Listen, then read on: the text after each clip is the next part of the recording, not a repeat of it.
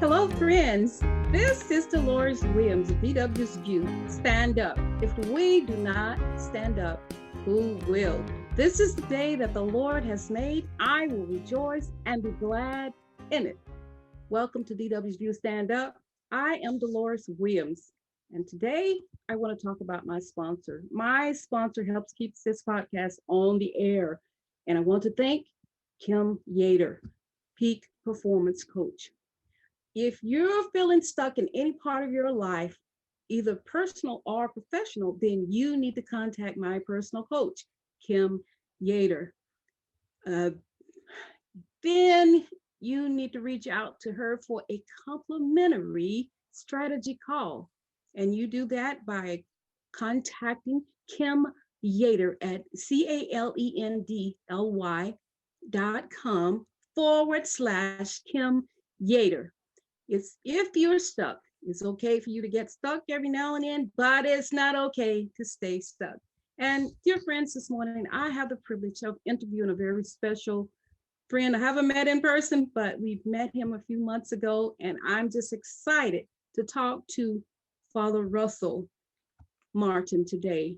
He is a native of Southern California, and he moved to San Diego. He attended back in the day San Diego State University, where he earned his bachelor's degree in 1992, and a master's degree in social work in 1997, and his master's in divinity in June of 2000. He's also worked with at-risk juveniles at a correctional as a probational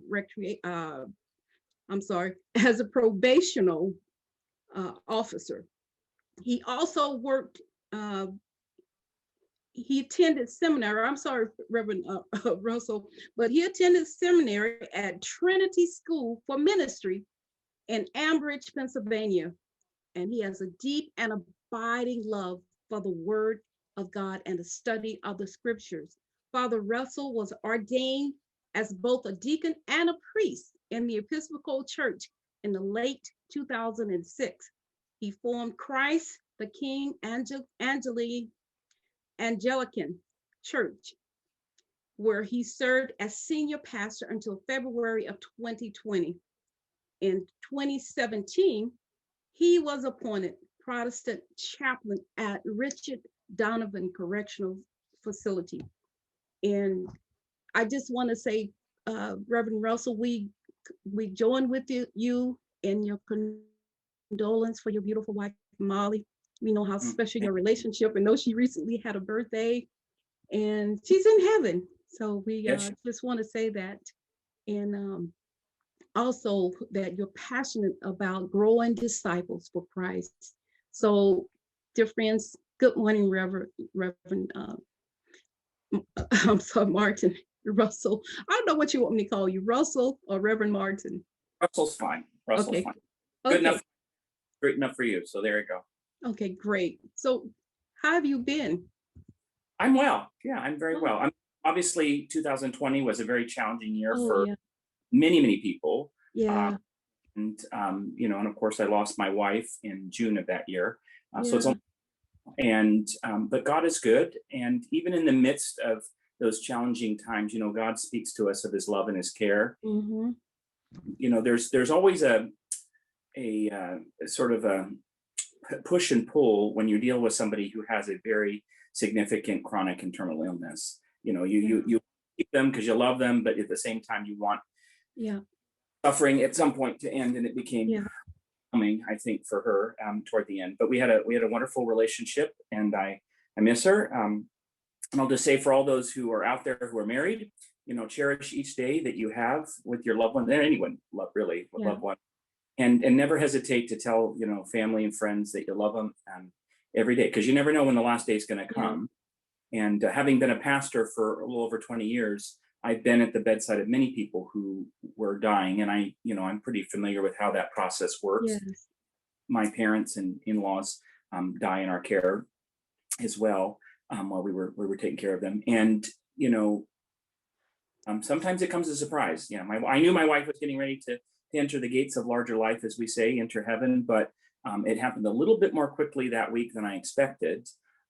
So again, I just say, you tell people you love them, and you honor them while you have them. yeah, we celebrate God's goodness because now she knows no more pain or discomfort or anything else except the glory and the grace of God. Yep. I totally understand. Mhm.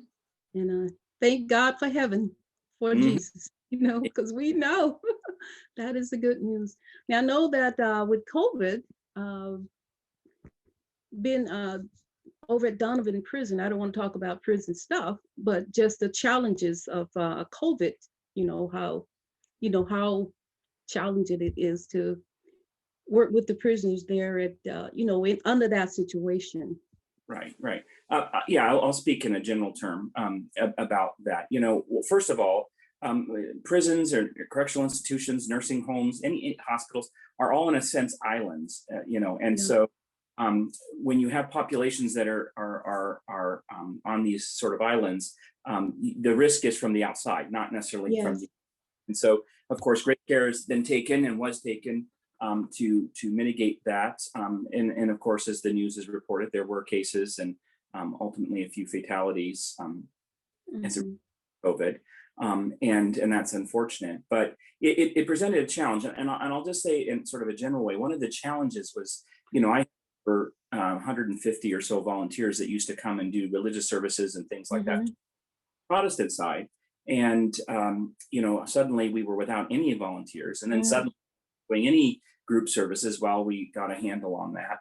And so the challenge became, how do you meet people's spiritual needs Yes. in a situation where you can't gather people together as and for Christians, for Muslims, for Jews, all those there most faith groups, there's a significance in coming together as the community of faith in Mhm. order to express one's worship. So that was a but one of the things that I was really led to by the Lord was I'm surprised, actually, about the number of people both inside the prison who are Christians and then outside who kind of thought that COVID was a news to God, that He wasn't aware that we were going to Oh, have it, you know, yeah. and a big surprise to him.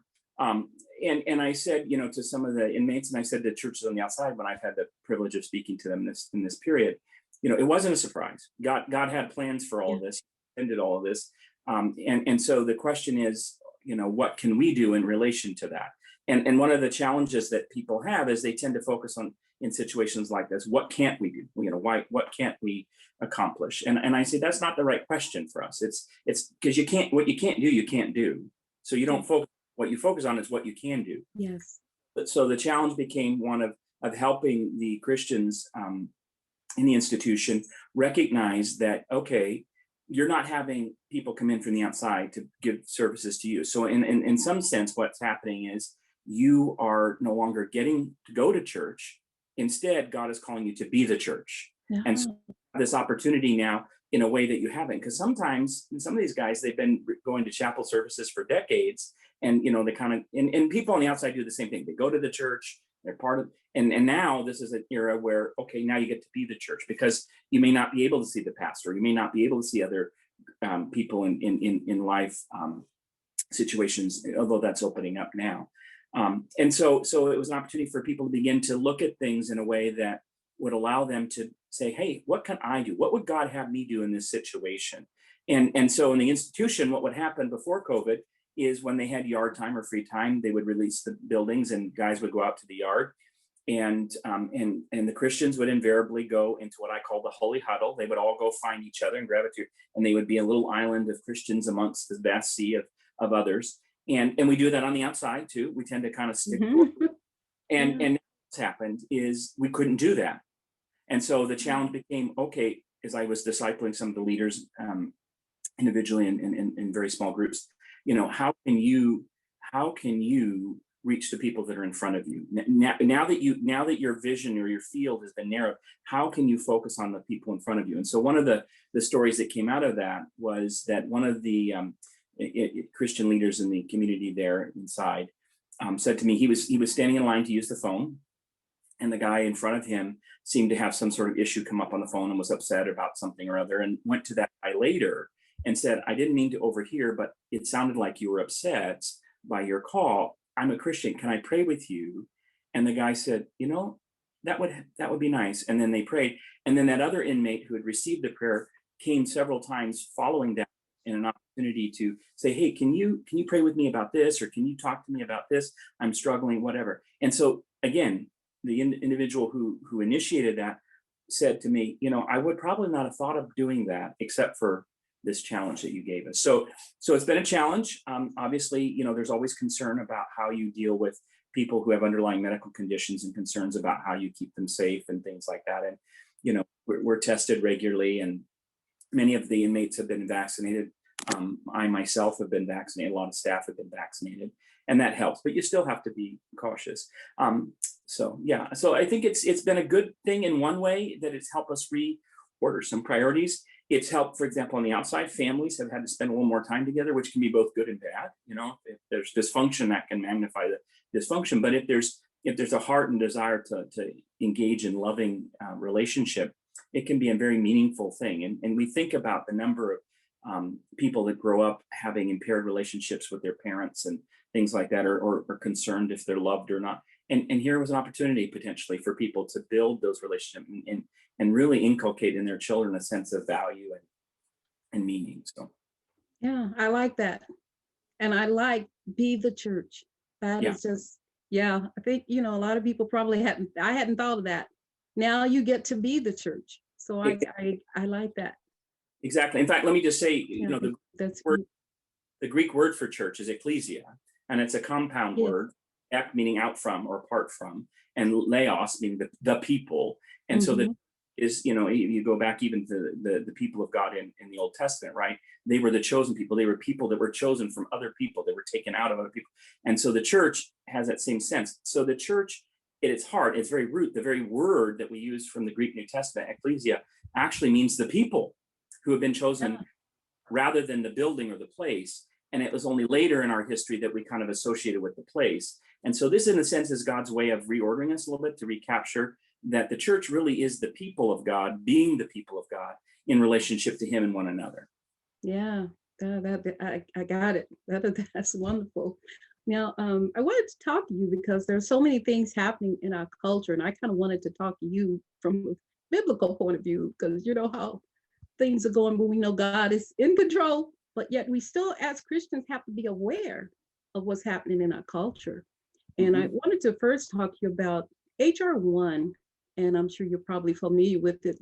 It's a bill that will make the 2020 elections kind of look like child's play. We'll nationalize our elections at a time when we need not less, information about our elections, but more.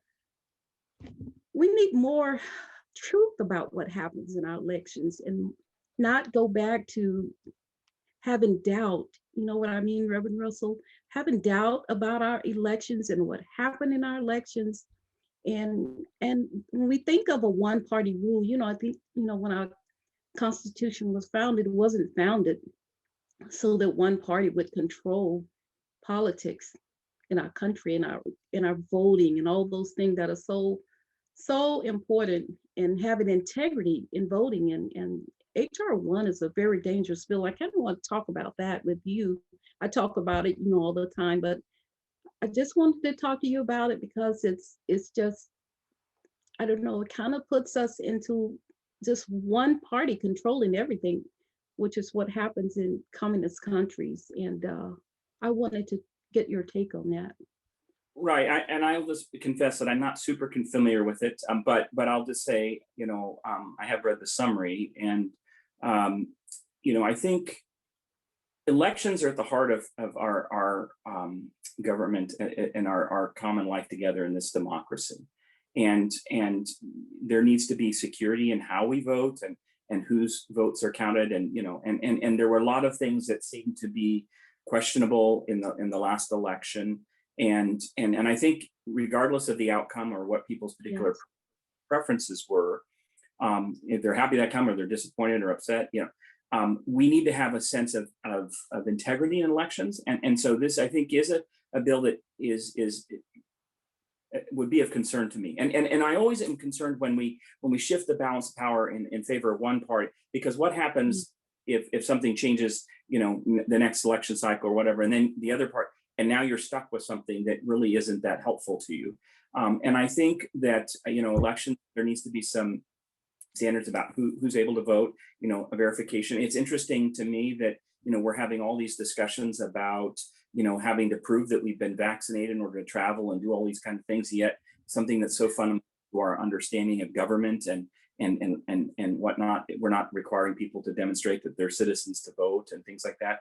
And I would be in favor of having pathways to citizenship that make sense, but and then allowing citizens to vote. But I don't go to Germany or England or other places and suddenly show up and say, okay, I'm here and now I get to vote.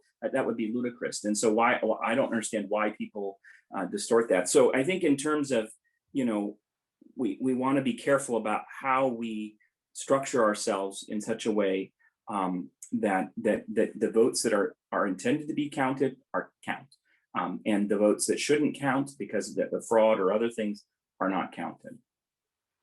Yeah, that is.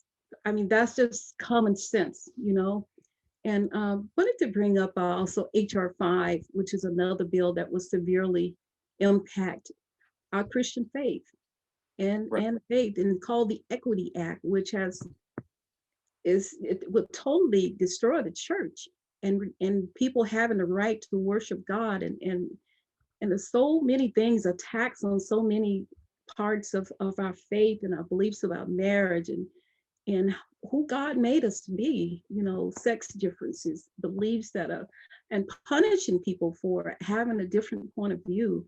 It's called Equity Act, but there's nothing equity about this act, forcing Americans to conform to, government mandates and, just more or less demolish what we believe and the rights that were given to us in our Constitution by God. And it's that people would even come up with these kind of things, Russell, is very concerning to me. Yeah, we live in a nation where you have a certain amount of self-determination, and you can identify however you want, in a sense. And this is, I think, an attempt to overreach in the sense that we already have legislation, we already have laws and policies in place where you can't discriminate on people based on race, ethnicity, gender identity, sexual orientation, or even religious grounds. And it seems to me that what we're trying to do is push and make a particular class of people have greater rights, and then that makes me concerned. Are we creating super citizens in a way? And one of the things that, again, I don't think that it's appropriate as Christians that we should discriminate against people for any reason. Yeah, no. And again, in the Constitution, in the genius that it was, and I believe that the Constitution of the United States and the Bill of Rights were divinely inspired documents, not necessarily of Scripture, but I think they were divinely inspired. And when we were guaranteed the right to life, liberty, and the pursuit of happiness, and the government, Congress shall make no laws that will restrict religion, and yet when we start to pass laws that will change how people think, and again, I have no problem with somebody in the public square, in the right circumstances, making their case for why they believe their particular idea or their particular lifestyle or their particular choices are valid. I want to have the equal right to have in the public square the ability to say, this is why I disagree with that. Now, I can't discriminate against you because of that, but at the same time, I think what we're seeing is an Orwellian, the precursor to an Orwellian, environment where, we have thought police and where, if you have any kind of divergent thought about whether or not something is right or good, as it's defined by the culture at that moment, that's a very dangerous place to be. And when we start to mute even speech we do not like, we end up creating a dynamic where people then try and find other means by which they are going to address their concerns and whatnot. And so I think these things are we have to be very cautious about. I think as the church, honestly, I think we need to find a way to engage those who are on the outside who may have a different view of life and how you live it, a relationship and all that. I don't think we need to compromise our values. I don't believe personally as a Christian, as a pastor, that I can compromise or contravene the word of God. What God says for me is normative and it's final. But I think I can be compassionate, understanding, where people are coming from, and recognize in the United States, and its genius as it was intended from their founders, people can make different choices and choose to live in a different way. But that way doesn't necessarily mean it's superior or the only way, or I have to concur with that. So these laws, I think, sometimes are intended to actually be a form of political pandering and help people feel like, oh, my issues are being heard. And I think, I think the lasting change isn't by legislating things. We look at the prohibition of alcohol at one point in our history, and that didn't stop alcohol use. And I understand the reasons why. My great grandmother was a leader in Ohio in the temperance movement. In fact, was a member of the state legislature. So I mean, she felt that people shouldn't drink, and that was one of the social evils of the day. And what we found is all that did was actually increase the angst and created criminal enterprises related to the sale and distribution of alcohol. So I think we have to be careful when we start to legislate morality or things like that. Make your case in the public square in terms of ideas, and recognize that not everyone's going to believe you, and that's okay if not everyone agrees. But we have to have rules that kind of level the playing field and allow for life, liberty, and pursuit of happiness. But again, if we start to encroach on one person's rights, we're beginning to alienate, and we're at risk for everyone's rights being violated. I mean, all you have to do is look at Nazi Germany. Yeah, right? So true. Right, they started coming for one group after another group after another group, and the church has always had an important role in I will say religious communities too. I'll make it broader than that. And in talking about the value and dignity of human beings.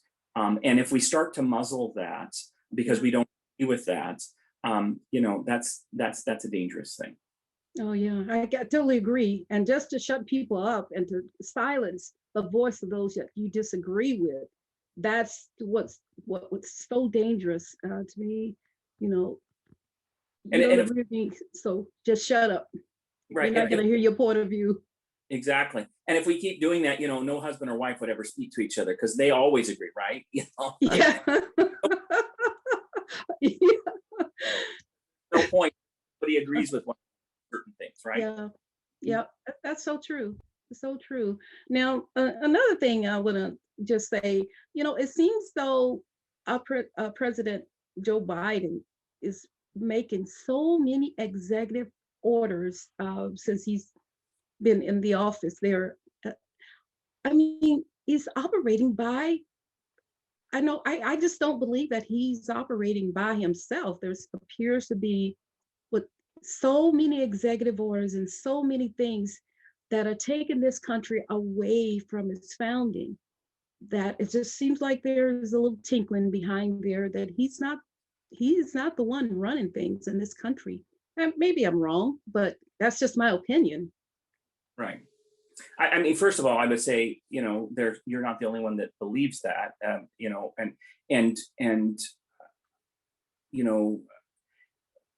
don't think there's a simple answer because I don't know if we can ever really know. I guess my concern would be, I really get concerned when presidents, regardless of political party, do many things by executive order, because that's actually ruled by fiat. That's not allowing the process. And I think it's foolish and naive of us all to think that any president, again, any modern president who's held office, they don't do everything by themselves. They're behind the scenes, and I don't mean this in a like there's a cabal, excuse me, or anything like that. But there are people who are going to push a particular policy agenda or whatever, and they have things ready to go and say, okay, here you go, here you go, here you go.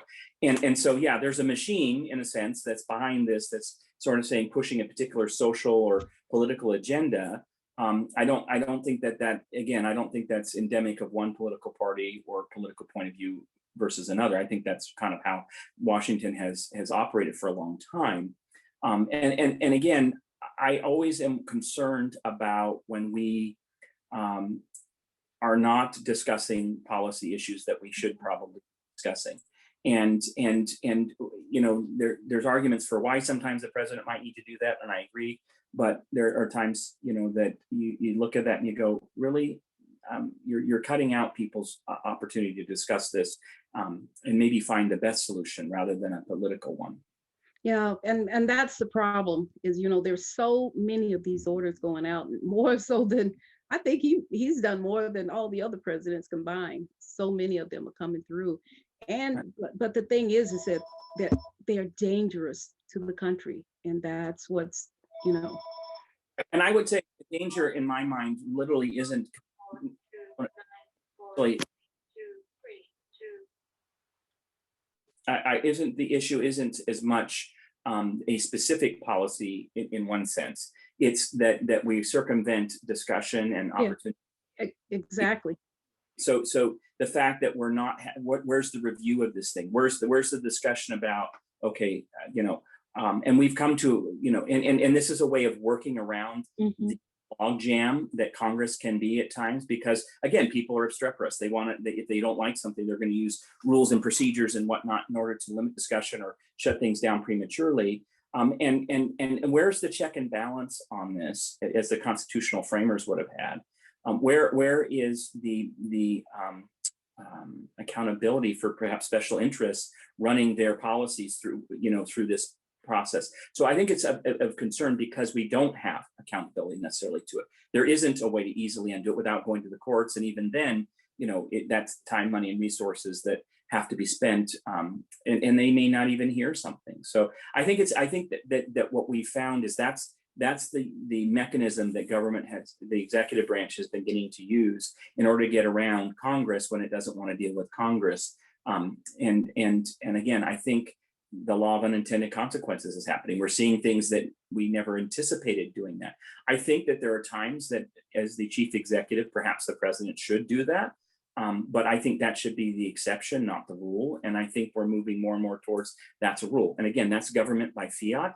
That's like a monarchy, or that's like, a totalitarian way of doing it. There's one voice and only one vote that counts, and that's the end of it. And I say that one is a diehard, capitalist and democratic citizen. I believe that the system we have, not perfect, but the best that there is. But I'm also a citizen of the kingdom of heaven, and I recognize in that context, I don't get a vote. God has voted. He's the only one that gets to vote because he created everything and set it in order, and therefore, I get that. But in terms of civilian human government, non-kingdom of God, it makes me very nervous. Yeah, totally agree. Totally agree with that. And from a biblical point of view, what's your opinion about wearing masks? I don't know if you have an opinion about that. Yeah, it's funny you say that, because when this whole thing first started, I ended up having to because my volunteers were suddenly cut off, and I had religious services that had to happen. But that was before the CDC, Centers for Disease Control, and the CDCR and other government agents said, you can't gather in groups. So I had to go do a religious service, and there was some concern about shaking hands, even, people not wanting to shake hands, and the people taking offense at that. And I said, the church is founded on Jesus Christ. And Jesus said there are two great commandments: love the Lord your God with all your heart, with all your soul, with all your strength and mind. And the second is like it, love your neighbor as yourself. Upon these two commandments depend all the law and the prophets. And so I said, the church has always believed that we should love our neighbor. And if loving my neighbor means I don't shake hands right now because we're trying to get a handle on a disease that we're not even, at that time, we weren't even sure exactly how it was transmitted or how viable it was, there was a lot of unknowns. I think we should do that. And wearing masks, I think I wear a mask more at times in public arena, more for the comfort of other people. And for their protection. I think I should have the right to choose. Again, so in my home, where I'm out walking, I have a mask with me, but I don't wear it because if I'm doing my exercise, it's very inconvenient and difficult for me to do that. As somebody who has minor asthma, that actually can make things worse. So I think in terms of the church, I think if people are comfortable doing it, they should do it. I think when you're in the public square, you should look at, how does this benefit my neighbor? If this is a benefit to my neighbor, then maybe I should do it. I think there's an important dynamic here where I can choose to do something because of my liberty, versus being forced to do something that infringes on my liberty. So, and people can choose, there are businesses. I was in Texas recently, and there was a business that had a sign that was posted saying, we think you have the right individual liberty, and you do not need to wear a mask at our premises. And if that bothers you, you're free not to come in. And I think it works that way. I think that people can choose to do that. But in the public arena, I would say, we should kind of be gracious about that. And if we think there are people potentially that have issues, they can do that. And really, the masks, as we've seen with some of the science, really protect other people more than they protect you.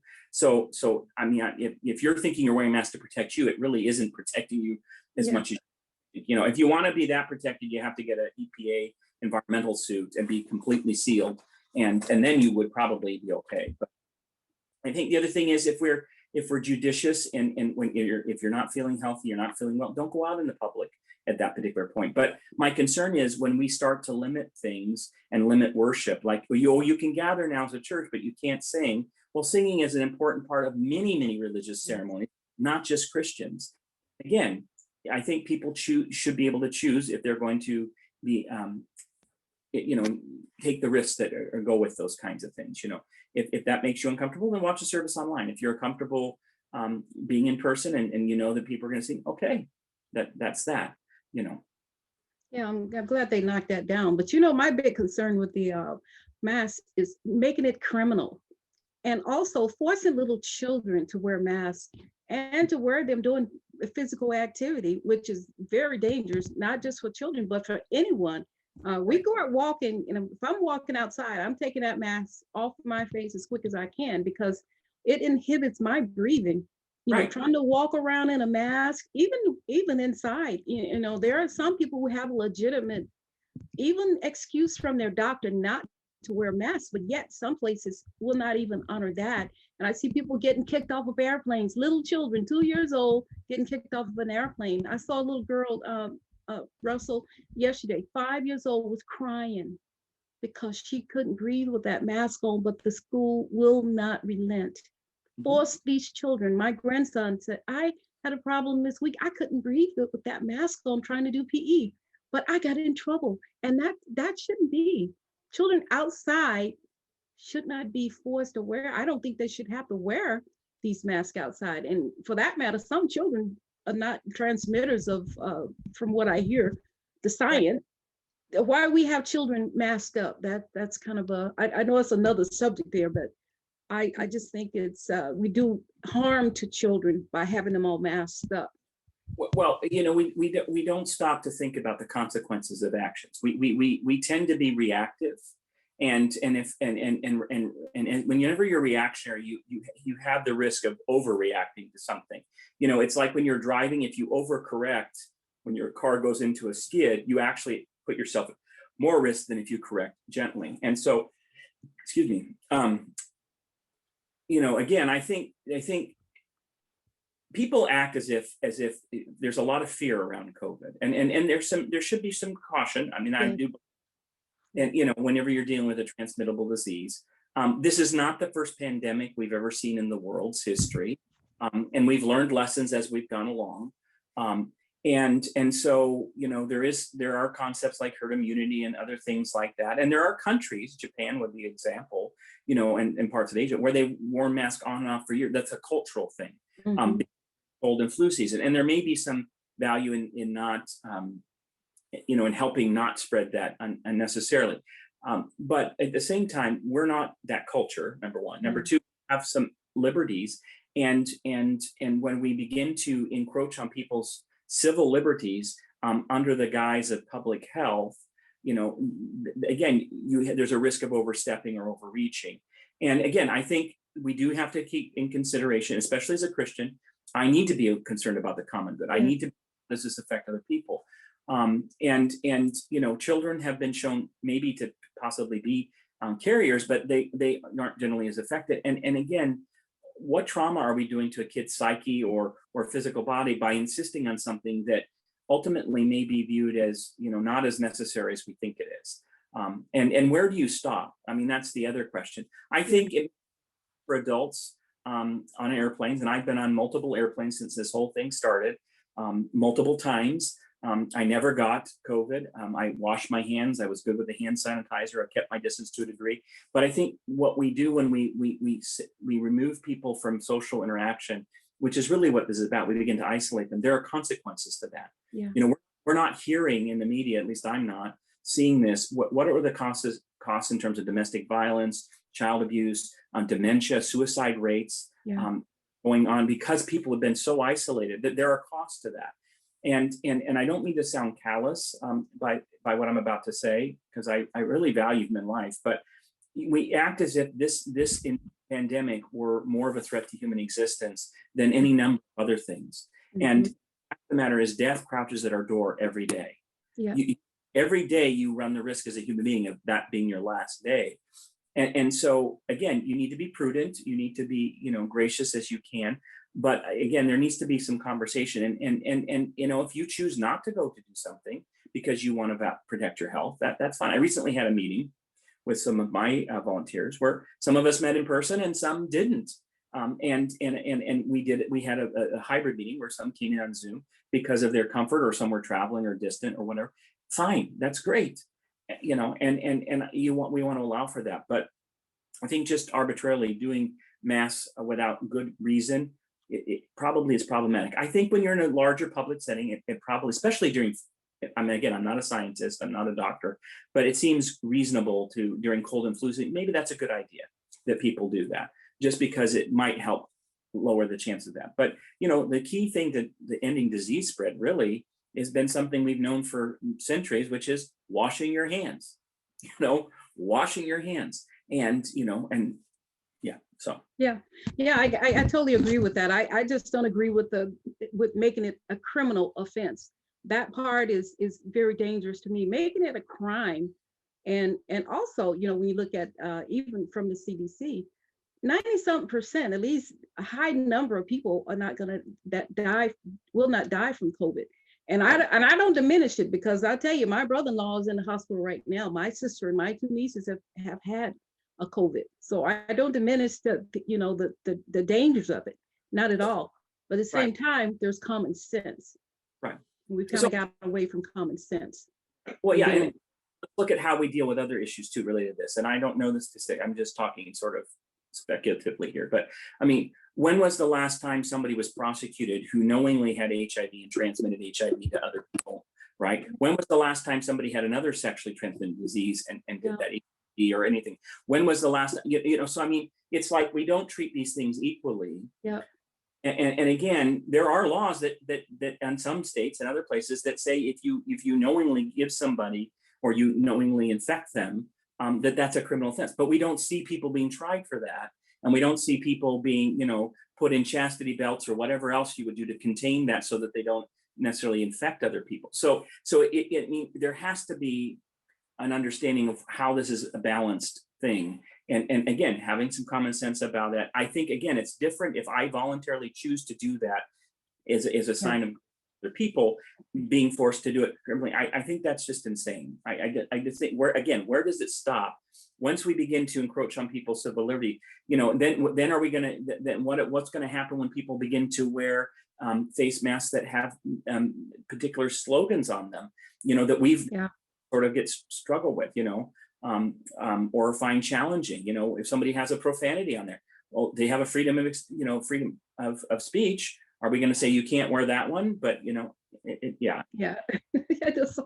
just the whole big mess. Now, I want to ask you, what does the Bible have to say about the Second Amendment? Does the Bible speak about having the right to defend yourself? Yeah. So first of all, I'll just point out the obvious, that the Bible pre-exists the Second Amendment. So yes. Speak specifically to the Second Amendment in that way, but there are principles that are biblical that do apply. And the word that's used in the Hebrew in the Ten Commandments, thou shalt not murder, or really has to do with killing intentionally, like homicide, murder, even by virtue of negligence. So there always is a premise in the scriptures that life is valuable, and you have a right to defend your life. The fundamental, that is God's gift to you. Your life is God's gift to you, and no one has the right to take it away from you. And so in that sense, in a general way, yes, the idea of the Second Amendment, my right to defend myself. The other thing is, if we have to be careful how we assume things. why was the Second Amendment put into place? Well, it was to protect and ensure the First Amendment, that we have a freedom of speech, we have the freedom of assembly, we have the freedom to practice our faith without undue interference with the government. And because you have to remember, all of our founders came from a tyrannical system where there only was one vote, where there was really only one party. In that case, it was Parliament, but to a certain degree, the king as well, who said, this is the way it's going to be, and you have to do this. And when people don't have a voice, they tend to revolt. You just see that throughout human history, right? And when people start to drift from the core principles of their founding. And so I would say my life, again, I think there needs to be some limit. I don't think everyone needs to have a fully automatic weapon. I don't think that's necessary. But it's a government of the people, by the people, for the people, right? But what happens when only one part of that governance, those one group of those people are the only ones that have access to weapons, or means of keeping peace or defending themselves? Then you have a whole segment of the population that can't defend itself if that branch of people becomes rogue. And so there's a balancing act there, I think, that comes that. And again, I don't think that just anyone should have a firearm, because there are people with mental illness or other that are at risk. But we're not outlawing steak knives. We're not outlawing screwdrivers. Yeah. We're not anything that could kill you. How many people are killed by automobiles, a year? And yet we're not talking about it. So I would say that the biblical principle here is that life is valuable, and you do have a right to defend your life and so that amendment, in my mind, is consistent with that. But again, we want to do so in a way that's gracious and loving as Christians. And somebody who is formerly law enforcement, and I've been around firearms most of my teen and adult life. I don't think just anyone should have a firearm without being trained or whatever, because but just like you don't let a 5-year-old or somebody who is mentally, has Alzheimer's or other mental issues drive, because they're at risk. You have to have some prudence there. But to completely eliminate that, I think is really a dangerous thing, because that's a check and balance for the government to be, truly representative of the people. Yeah. We have so many laws on the books already about the Second Amendment, and we know why we have the Second Amendment is to protect the citizens from the government itself. And right now we have tyranny going on with the Second Amendment and total control by the government. And as I mentioned, when we look at Venezuela, when we look at Cuba, when we look at communist countries, how people needed to be able to defend themselves, but they couldn't, because the governments had actually taken their firearms from them. I'm not talking about people who are crazy or have mental issues and don't need to have a weapon, but in some cases, people need to have the right to own a weapon if they want to, but you don't have the right to go out and kill people, as you say. But you do have the right to own a weapon, but you do need to be trained how to use it. You need to know when to use it, and trust me, don't take light using a weapon and going out there with it. You gotta have the right mindset. Right, and I'll just say, I've been in the unique position by virtue of ministry over the years, that, and I'll just preface it this way. I myself have at times been authorized to carry weapons and have. That's not something I came to easily, because when you carry a weapon, you potentially may have to use it. And if you use it, you may end up killing somebody or wounding them, and there are consequences to that. So that's one thing on a personal level. I've been around that. And then as a former law enforcement, and then as a chaplain for law enforcement agencies, I've been with deputies or officers who have engaged in officer-involved shootings, most of which have been, found to be reasonable and all that. Some have been questionable and have gone through processes related to that. But I've also dealt with, on the other side, people who've been convicted of murder and killing. When you kill somebody, that's a bell that can never be unrung. And I've dealt with military personnel coming back from having, engaged in combat and having to kill people. And there's a cost to you emotionally when you do that. I have never met somebody who, when they began to really deal with it, whether it be somebody in law enforcement, in the military, or even an inmate who hasn't, when they really begun to reflect, had some emotional and psychological trauma really that, and some difficulty with that. When you realize it, because fundamentally we don't want our life taken, right? We all value our own life, generally speaking. And so you would think, well, how is that? I just had an inmate who himself is incarcerated for that kind of violent crime, who had a family member very close to him who was murdered. A completely random kind of thing. And the devastation and whatnot that he feels as a result of that, was almost overwhelming. And in one way, I don't think he ever contemplated what it really meant for his victim's family to feel the way that they did until now. And again, I'm not saying that he deserved that, or the relative deserved it. Nobody deserves to be murdered, but he now understands in a way that he never did before, how those kinds of things change people. And so I think when we're talking about that, the use of force and all that, we have to be understanding that life is valuable, life is sacred. We need to do everything we can to preserve it, but truly understanding what it takes when you're trying to defend yourself. Again, there are going to be consequences, and then there's potential legal and civil liabilities that go along with that. But some of us who live in San Diego remember when there was the violent massacre in San Ysidro, where a gunman, James Huberty, went in and killed 20 people, right? And it's McDonald's, that was devastating.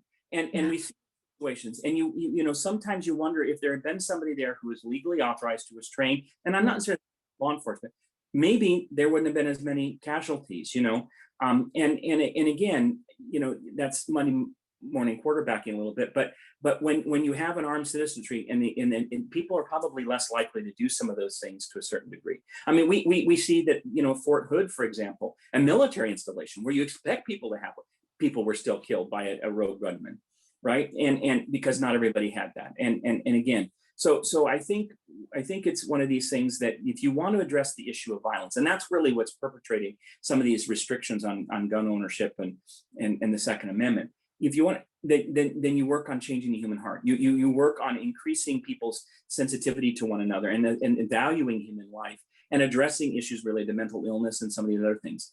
Because the vast majority of, if gun control really worked, then we wouldn't have the mass number of homicides in Chicago and other cities like that, where most of those homicides are not committed by legal gun owners. Yeah. Right? The vast majority of them are not. So the issue isn't people legally owning firearms. It's who has them that shouldn't have them, and where are they getting them from? Yeah, and Russell, those people are always going to get it, no matter what law you pass. People who want guns are going to get them, but they don't talk about the people who say, like in the churches last year, there have been many instances where people who legally have the right to carry a weapon were right in the place where God needed them to be to save lives. And that's the whole point. That Second Amendment is people with common sense using it at the appropriate time. Right. Yeah. And just like everyone shouldn't be driving because of a lot of it, common sense. I don't think everyone should necessarily be armed. And as somebody who is in a church, I have had law enforcement officers and others who are permitted to carry weapons in the church, and I've always been comforted with that, knowing that, because whenever you have an opportunity for people to gather together in large quantities, be it the church or a mall, and we've had shootings at malls. Yes, that's a potential for somebody to come in and do a mass casualty incident, a spree homicide or something like that. And so having people there that can help with security and this, that, and you pray that never happens, but it's kind of like, it's better to be prepared than not prepared, and wish you had something when you didn't, when something happened. And so again, I think it's important for us to think about all of the consequences of this and why, and there's lots of issues. And I would just say, I think that there's no inherent dichotomy between the scriptures and the one's right to defend oneself and bear arms. Yeah, and Court said. Yes, amen. Now, moving on to the next question I want to talk about. Now, we know that some churches remained open during COVID, especially smaller churches where they could spread out and all. But my concern is the damage that's been done to the church during the shutdowns. And you see the damage has been done to the church. I know people were able to go to church online, those who chose to, but then how many people just didn't go, period, and just kind of walked away? You think there's damage been done to the church by these shutdowns? I think I think we're in an interesting point in history where there's some good that actually came from some of Mhm. it. And then I think there's some challenges that came from it. In terms of whether churches should have shut down or not, again, I think that churches could voluntarily do that, and might have chosen to do that for their faith and ethical reasons. I do not believe the government should have said you can't meet. I think that was way overstepping their authority, and as a violation of the First Amendment, in my opinion, as a pastor, not as an attorney. But I don't think that they could say you can't. Um, um, and I even think some of the restrictions on the numbers probably was an overstep on that part. I think that what it really did was it challenged churches to think about how they do things a little bit differently. And so one of the things that's happened is Zoom and Microsoft Teams and all these other online platforms where people can gather and interact. I mean, we're not sitting in the same room right now, but so yet we're having an interaction, have actually helped the church in some ways. And then one of the things that I look at is, how can we be disciple makers, and how can this technology actually aid us? And one of the ways is, sometimes elderly wouldn't go to functions at the church at night because they didn't want to drive or whatever, or people who were whatever. But now they can participate in a way that they never did before. So there's some good that comes from this. There's also, when we have people who are isolated and don't have the opportunity to come and engage, I think that's a challenge. Another advantage, I would say, in terms of advantages, is now every local church potentially has a means by reaching not only their own constituency, their own, but they could reach worldwide potentially by broadcasting for social media. So I think there's some good that can come in terms of promulgation of the gospel. I think the harm that is done was more in terms of people having a fear of gathering.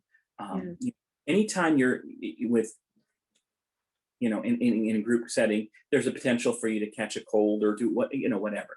And I don't see that this was any more than that in some ways. And there was a lot of unknowns, and I think that unknown was doing it. And I think when you look at how the church benefits people with their mental and emotional and spiritual health, when you don't have an opportunity to do that or participate in that, what has that done to again, that's almost incalculable in some ways, because how do you measure that?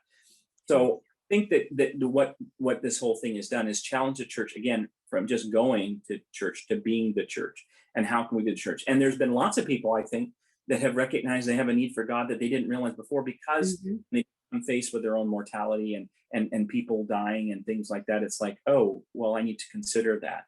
I mean, the challenges that I've had as a pastor trying to go into hospitals a couple times during this pandemic to give last rites to people because they were dying have bordered on a little bit of insanity in my mind. I mean, you're going to deny somebody something that is fundamental to who they are, and it hasn't been that I've been completely barred, but it's been a challenge. Well, why are you here? Well, why this person's dying. The family has asked me to come to do that. Well, you're at risk for COVID. I understand that I'm at risk for being exposed to that. I'm at risk for being that anytime I'm outside of my own home. So I think so. I think in terms of whether they should have stayed open or not, I think that was an individual choice and conscience.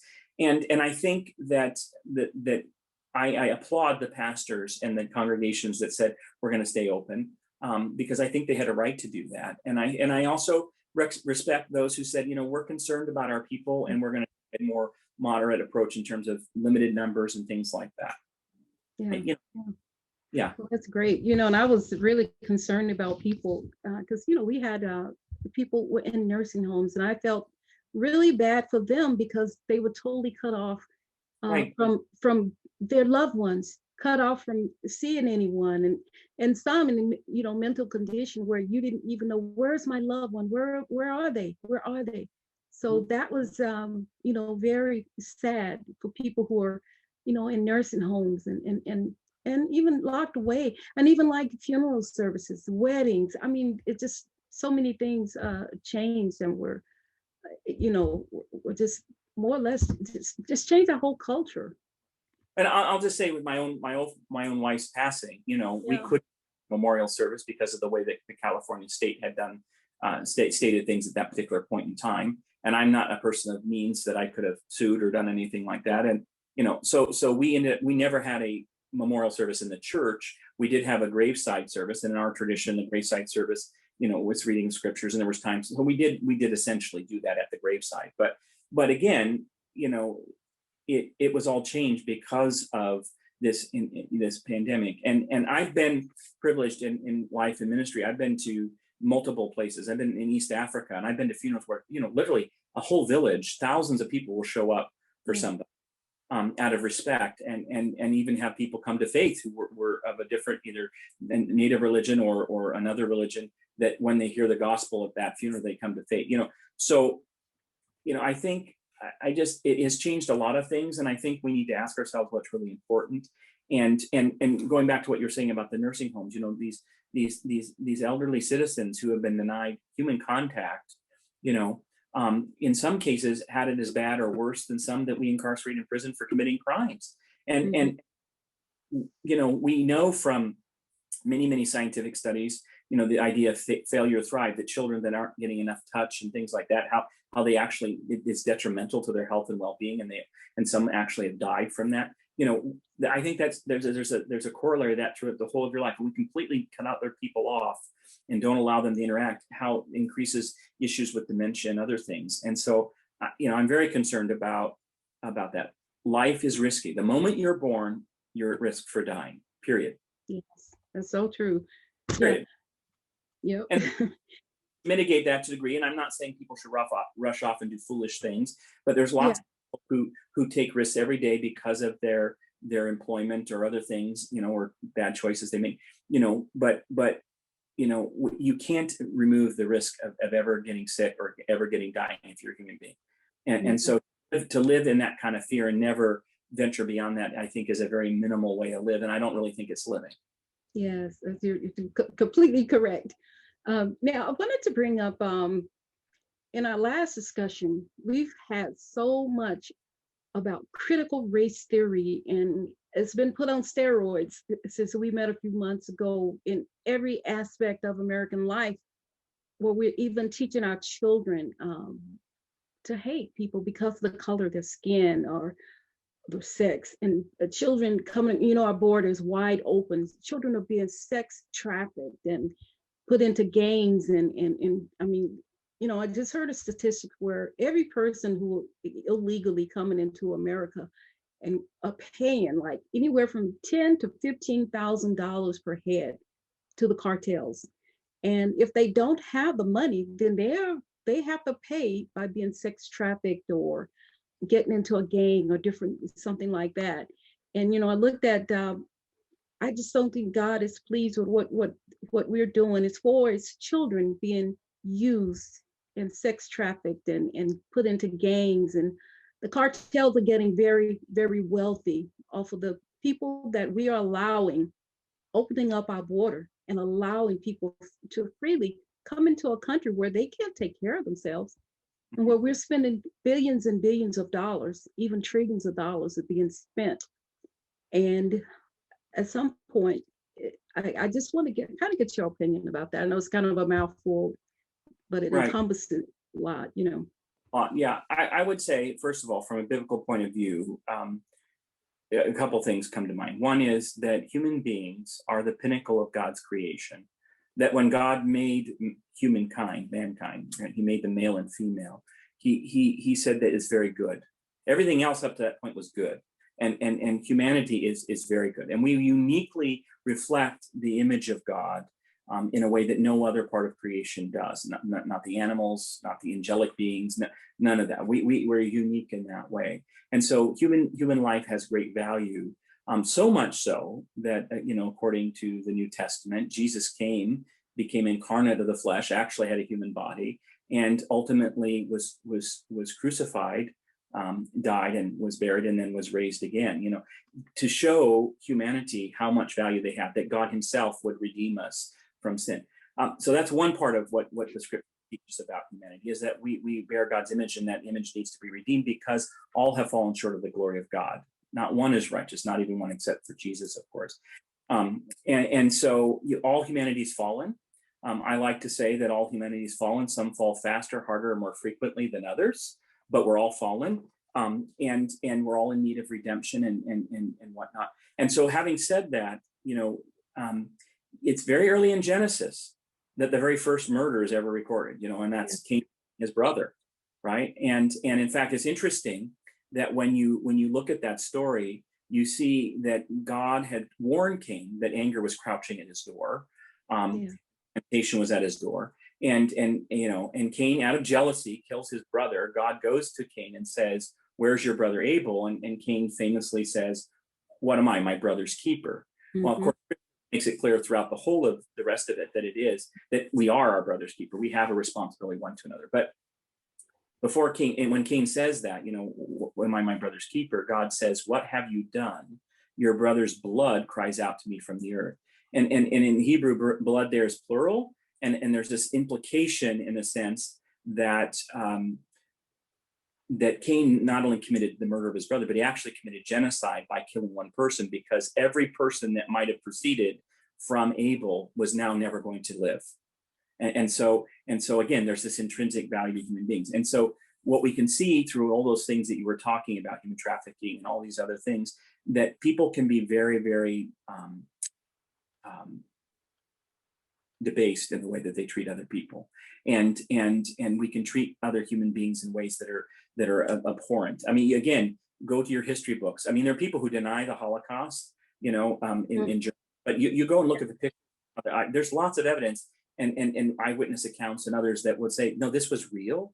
I remember as a grade school child, and I was born in the 60s, and so, the war was only, about 25 years before I was born, and yet, and I remember going in school and talking to concentrate camp survivors at various times and seeing the literal stencil and the tattoo of numbers on them, where people were reduced to nothing more than a number, an identification.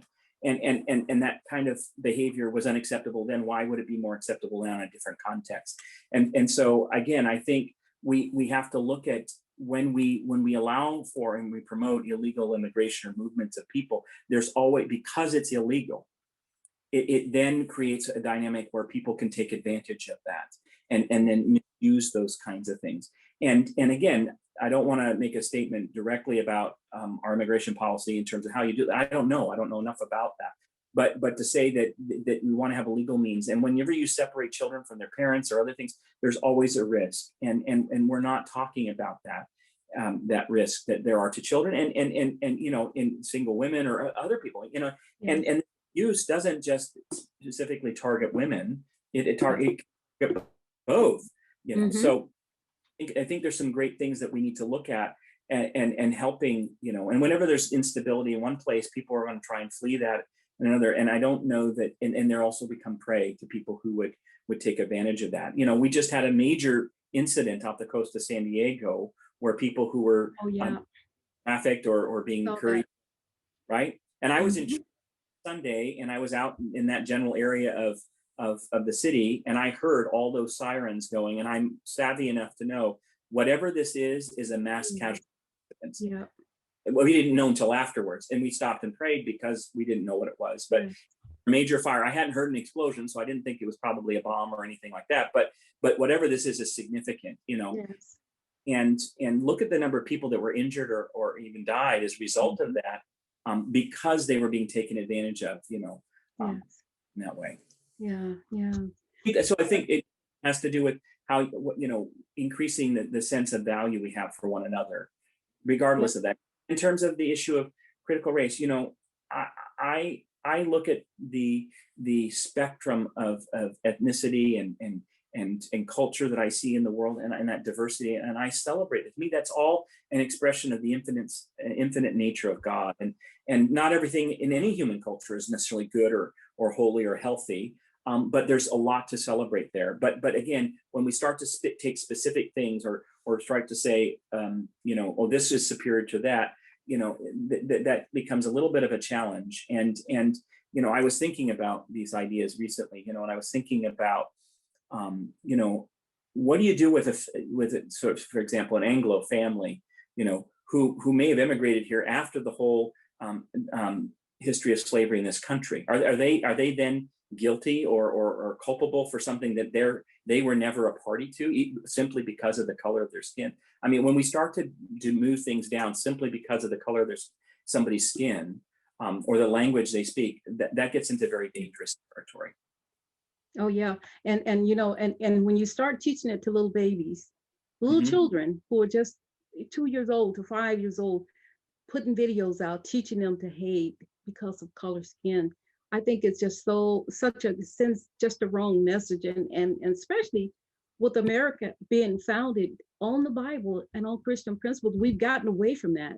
And so I just think it's just terrible what we're doing to children, and it needs to stop, the attack on young people, Yeah. in their mind. Let them be children, let them be children. Don't force these weird adult ideas that you have about things.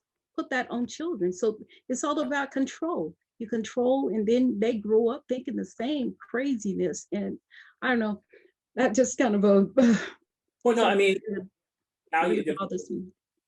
people don't value other people if they've never been valued. Yeah. That is so true. Now, thanks for that conversation. That is wonderful. Now, I want to talk about Christians and conservatives being banned by social media. And we know that, whether people like him or not, President Trump permanently banned from all these social media things, but yet we have dictators who hate America who are not banned. People who stomp on the flag of America. And we have a Biden administration who's trying to give money and go back to dealing with Iran. Iran just recently was showing a film burning our American Capitol down, and it shout death to America. And these are the people that have a right to go on Facebook and all these social medias, but yet our president, Donald Trump, was banned because people didn't agree with him. I said, whether you agree with him or not, one thing you can't take from him is that he stood up to America, stood up for America. He stood up for the right for people to come here legally, for people to stay in Mexico, come here the right way, and we welcome you with open arms. Build a border wall. They've taken all of that away, and now, with as I mentioned earlier about the number of people who are just walking across and just coming right into America, even people, criminals, and from Yemen. Those are just the ones who are caught. We don't know who's in the country that hasn't been caught. But when we look at the difference, if people have a different opinion from you politically, how you treat them totally different. And while the people are enemies of our country, and we shouldn't be enemies of each other, we are Americans. We should be one citizenry together as Americans. For some of us, I guess that means different things. I don't see the separation of Democrat, Republican. I see we're all Americans, and we should respect each other as Americans and as God created us. Well, I would just say, I think the issue, we've already sort of discussed this a little bit, but whenever you start to limit people's ability to speak, simply because you disagree with them, I think is antithetical to the democratic ideals that the Constitution was founded for and on. And so, because where does it stop? Today we say, this, that, the other thing. And, there are people in countries that if they even utter the name of Jesus are persecuted or put into prison. And again, we would say that human rights, include freedom of speech. But when we begin to do that, particularly because of political speech, and who's determining the unsuitability of the speech, these are private boards and things like that, and the Supreme Court of Twitter or whatever it was, or Facebook, or they are determining these people are banned. And I'm thinking, you have a public license, and now you're inhibiting the speech of people in the public square. I think not only is that dangerous, I think you're in violation of your obligation to promote those kinds of things. And so I just think it gets to be very dangerous when we limit people's ability to speak. And I'm not saying I mean, I work in a prison. I hear a lot of stupid things. I mean, I hear people tell me things Yes. that are all the time. But I value the individuals because they're people, because they're created in God's image, and whether I agree with them or not, and sometimes is irrelevant. And there's times that you have to say, well, that's not going to be helpful or whatever. And the other thing is, you know, people I do think should govern what they say a little bit. I mean, the book of James makes that pretty clear, that the tongue is a little bit like a rudder, and you need to be careful about what you say. But again, I don't think any human being has ever existed that hasn't said something at some point where somebody else has taken offense at what they said. And again, that gives an opportunity for more discourse, more conversation, perhaps even greater understanding about things. And I don't think that people should necessarily be using language that's incites people to violence or other things. But you know, we aren't treating things in a fair and equal manner with the way that we're dealing with these things with other people, like you said, with certain dictators who are clearly violating human rights, and we have a last record to say that. So, you know, I mean, I just think it's just confusing to me. And Yeah. Yeah. Now, one last thing I want to say is very concerning to me, as I mentioned earlier, about the trillions of dollars that our government is spending, and the number of people who are just sitting home and receiving checks. I hear all the time, you know what? I can't. There are thousands of jobs that need to be filled.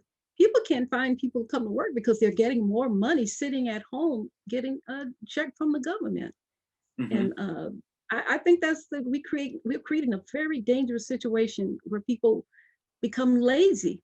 You create people who want to sit home. If you can sit home and make more money sitting at home than you do going out and working on a job, I think our government is doing a disservice to the citizens of this country. Well, I mean, you know, the fundamental idea that you don't have to work is antithetical to living. You have Yeah. to in order to live. That breathing takes work. So Yes. I think we have to ask ourselves, why would we want to create a culture of dependence in such a way? Yes. Because people are more easily malleable, and they're controlled, and if you have no means of making other, and again, I think we need to have equal opportunity for folks. Yes. Not everyone receives every opportunity. Not everyone is equally as gifted in particular areas, and Mm. therefore may excel in certain areas. But to not encourage people to use their talents, their gifts, their abilities, and to work for a living, you know, it just doesn't make sense to me. And except it doesn't make sense to me, except for that there's some sort of attempt to move people into becoming more Yeah. like in a herd and being able to control them, um, Yeah. because you don't have to think. And so, yeah, I think that that's a hazard, and I think we ought to look at how to do that. And again, you know, if nobody produces, we're already at risk because of a lot of Yes. our own culture, of not having enough people to help fund Social Security for some of us who are middle aged Yes. now. When we get to then, there's not enough infrastructure, enough people Yeah. to that. So you can't keep printing money and acting as if there's Yes. to help with that. So Yes. So true. Well, I guess, my goodness, I just want to talk to you all day. Great we can, conversation. I'm so thankful that we've had this chance to talk, and man, thoroughly enjoyed, Russell. Thoroughly enjoyed. That's why I wanted you to come back so we could just kind of just have a discussion. But I want you to go ahead and share any last thoughts, if you want people to be able to contact you, or just what have you. Go ahead and do that, and then I am going to ask you to pray. I'm going to go ahead and just ask you to pray after I close, but just give your final thoughts here. yeah, Anything you thank want you. to say right I think, now? you know, as a Christian, I would say, you know, our model for life and engagement with the people around us is Jesus. And what the world needs less of is more Dolores, more Russell, more whoever, and we need more Jesus. And that's not to say you're not valuable or Yes. I'm not, but you know, as Yeah. John the Baptist said, must become less so he becomes more. And I think that the things that will address the fundamental concerns in our culture and our society and the world are going to be found in him. No human government, no matter what form it is ever going to be perfect, because it's manned and peopled by imperfect human beings. And so I would just say, you know, focus on what you can do rather than what you can't do. Focus on being a loving and integral part of the culture and the society around you. Help to make a difference. Again, it's all going to be promulgated on love. And I don't have to agree with everybody that I encounter, and that's okay. But I know they're valuable because God made them. And the very fact that they're standing before me means they're important to God. So that would be my last thought. Love one another as Christ has loved us, and try and be gracious in our dealings. And actually, you might learn something from people when you listen to them, even when you disagree with them, even if it's just to help reinforce your own point of view for a variety of other reasons. So thank you for. Yes. Yes, I thank you for the words of wisdom. And I want to thank my audience for coming and listening each week. And I want to encourage you to share this message with your friends and on your social media. Just share it with everyone. And don't forget to sponsor this show and also subscribe to this show. If you subscribe and you hit the red button, then you automatically get these podcasts when they come out. And my challenge to you, as I do each week, dear friends, is to stand up.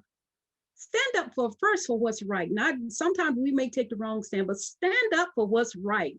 But be sure that you take a stand and come back next week and we'll have another guest. And come back to DW's View, stand up, because we do stand up and try to tell the truth. We will tell the truth. May not agree with us, but I thank God for the opportunity to stand, because guess what? If we do not stand up, who will? Please close us in prayer, Reverend. Father, we thank you and praise you for this day. I thank you for my sister Dolores. I thank you for the opportunity that we've had to talk. And Lord, we ask that you would lay your hand of grace upon our nation, that you would help us to value one another. We would help, Lord, you would help us to value the opportunity you've given us with the freedoms and the liberties you've granted us to live in a way that actually is a light to other nations, Lord, that's a light to our own people, Lord, that these liberties would be seen as an opportunity to better not only our own lives, but the lives of others around us. We ask that you would bless those who govern us with wisdom. We ask that you would correct them where they're wrong and bring them into the paths of righteousness. And Lord, that you would enlighten our hearts and minds to fulfill all righteousness, Lord, in a way that honors you, even as we honor one another. And it's in your name I pray, Jesus. Amen.